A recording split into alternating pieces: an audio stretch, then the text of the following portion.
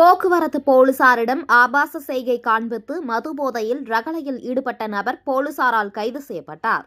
சென்னை வியாசர்பாடி அம்பேத்கர் கலைக்கல்லூரி சிக்னல் அருகே வியாசர்பாடி போக்குவரத்து போலீசார் கடந்த 31ஆம் தேதி இரவு 8 மணி அளவில் வாகன சோதனையில் ஈடுபட்டுக் கொண்டிருந்தனர். அப்போது ஒரே இருசக்கர வாகனத்தில் அதிவேகமாக வந்த 3 பேரை மடக்கிய போது அதில் 2 பேரும் மது போதையில் இருந்தது தெரியவந்தது.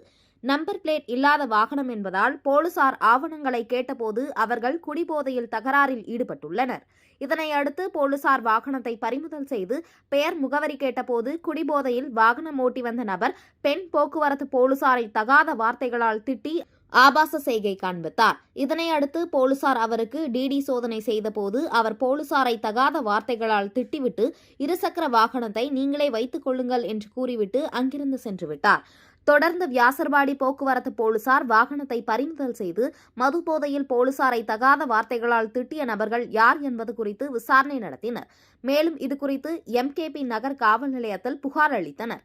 எம்கேபி நகர் போலீசார் இதுகுறித்து வழக்கு பதிவு செய்து விசாரணை நடத்தியதில் செங்குன்றம் நாரவாரிக்குப்பம் பகுதியைச் சேர்ந்த டெல்லி பாபு வயது 24 என்ற இளைஞர் இந்த செயலில் ஈடுபட்டது தெரியவந்தது. இதனையடுத்து டெல்லி பாபு மீது வழக்கு பதிவு செய்த எம்கேபி நகர் போலீசார் அவரை நீதிமன்றத்தில் ஆஜர்படுத்தி சிறையில் அடைத்தனர்.